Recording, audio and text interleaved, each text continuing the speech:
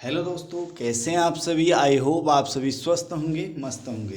तो दोस्तों, profit loss percentage से दो और महत्वपूर्ण प्रश्नों के साथ उपस्थित हैं जो बहुत ही इंपॉर्टेंट हैं और पूरे बेस को क्लियर करते हैं। तो चलिए इन दो महत्वपूर्ण क्वेश्चनों को प्रारंभ करते हैं। पहला क्वेश्चन है, एक कुर्सी को 150 में खरीदा जाता है तो इसका कॉस्ट प्राइस क्या है, 150 रुपये, 150 कर। अब 150 में उसने खरीदा और क्या करा, 10% लाभ में उसको सेल कर दिया, 10% लाभ में उसे बेच दिया गया। तो बोल रहा है निकालिए क्या, विक्रय मूल्य निकालिए। और दूसरा क्वेश्चन क्या है, किसी वस्तु को 10% लाभ में रुपीज 1100 1100 में बेचा जाता है। यहाँ पर क्या दिया हुआ है, दिया क्या है कि हम इतने में खरीदते हैं और 10% लाभ में बेचते हैं तो कितने रुपए का लाभ होगा या विक्रय मूल्य क्या होगा।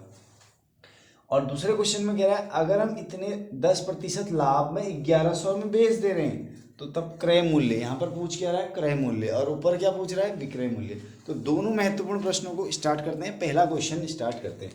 पहले कहता है एक कुर्सी को 150 में खरीदा जाता है। तो हम पहला क्वेश्चन क्या है, कॉस्ट प्राइस क्या दिया हुआ है हमें, 150 रुपये, ठीक है, ₹150 कर। अब प्रॉफिट कितना है, प्रॉफिट कितना होना चाहिए, लाभ होना चाहिए 10%। तो उसका विक्रय मूल्य ज्ञात कीजिए। निकालना क्या है, विक्रय मूल्य। तो हम क्या करेंगे, विक्रय मूल्य कैसे निकालते हैं, प्रॉफिट 150 का 10%, क्या निकालेंगे हम, 150 का 10%।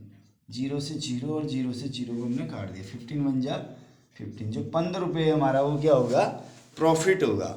जो ये 150 है इसका 10% क्या होगा, 15 रुपये। और अब जो हमारा निकालना क्या था, विक्रय मूल्य। जो विक्रय मूल्य होगा, विक्रय मूल्य बराबर होता है क्रय मूल्य प्लस लाभ। क्रय मूल्य कितना है, 150, और लाभ हुआ है हमें 15 रुपये का। तो ये हो जाएगा हमारा 5, 6 और 100। तो विक्रय मूल्य कितना हो जाएगा, 165 रुपये। कितना हो जाएगा, 165। इसी प्रकार हम प्रश्न संख्या 2 को भी हल करेंगे। किसी वस्तु को 10% लाभ में बेचा जाता है। यहाँ पर थोड़ा सा क्वेश्चन अलग तरीके से किया जाता है। देखो क्या होता है कि कभी भी हम कोई वस्तु को खरीदते हैं, माना हमने कोई पेन लिया, 100 रुपये का पेन था। अब दुकानदार ने अगर हमें वो 100 रुपये में ही बेच दिया तो हम कहेंगे कि इसने कोई हमें डिस्काउंट नहीं दिया, 100% का था, 100% में सेल कर दिया। अब यदि वो दुकानदार हमें कोई चीज़ 100 रुपये की है, उसको हमें वो 80 में सेल कर दे, 80 में हमें बेच दे, तो हम ये कहेंगे कि उसने हमें 20% का डिस्काउंट दिया, है ना, 20% की छूट दी ना, तभी तो 80 रुपये में हुआ।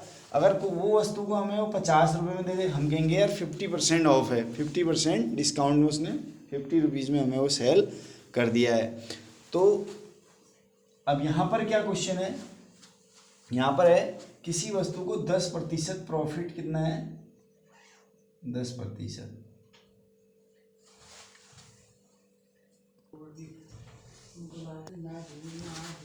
और सेल प्राइस क्या है हमारा, हमने उसे बेच दिया है ₹1100 में। वस्तु का क्रय मूल्य, कॉस्ट प्राइस निकालना है, वस्तु का कॉस्ट प्राइस हमें ज्ञात करना है। अब तो कॉस्ट प्राइस कैसे निकालते हैं, मैंने जैसे ही तुम्हें बताया था कि हमें कोई चीज़ 100% में खरीदी है, कितने में खरीदी है, 100% में खरीदी है। अब सेल कितने में कर दिया उसको, 10% प्रॉफिट। 10% प्रॉफिट का मतलब क्या होता है, 10% लाभ। मतलब अब देखिए कोई चीज़ मैंने 100% में खरीदी है, अब मैंने उसे 10% प्रॉफिट में बेचा है, मतलब 10% प्रॉफिट उसमें प्लस हो जाएगा। तो मैंने वो चीज़ बेच दी 110% में, कितने में, 110% में बेच दी है। अब इसी प्रकार यहाँ पर को अगर मैंने 10% लॉस में बेचा होता, 10% लॉस में बेचा होता, तो कोई चीज़ मैंने खरीदी कितने की है, 100% की, 10% लॉस का मतलब क्या होगा, वो मैंने सेल कर दूंगा मैं तब 90% में सेल कर दूंगा। आई होप आपको समझ आ गया होगा।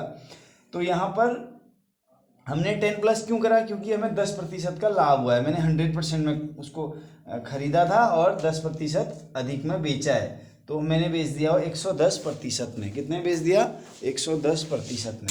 देखिए अब हम क्या कहेंगे, देखो उसका जो कॉस्ट प्राइस है वो है मान लिया एक्स, कॉस्ट प्राइस क्या है, मान लिया एक्स, तो एक्स का 110%, एक्स का 110% क्या है हमारा, ये जो 1100 है वो क्या है, एक्स का 110% है। तो देखिए इस तरह से क्रॉस मल्टीप्लाई कर लेंगे,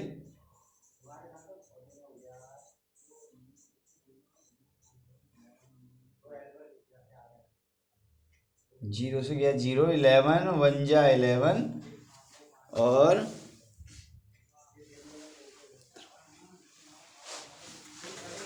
देखिए जीरो से जीरो, 11 वन जा 11, और ये जीरो रह गया इसलिए वहाँ आ गया। अब 100 10 जा 1000, तो एक्स की वैल्यू क्या आ गई, 1000। तो उस वस्तु का जो क्रय मूल्य था वो था कितना, 1000 रुपये। उस वस्तु का क्रय मूल्य कितना था, 1000, जिसे हमने 1100 मतलब 1100 बोले तो 1100 रुपीज़ में सेल कर दिया है।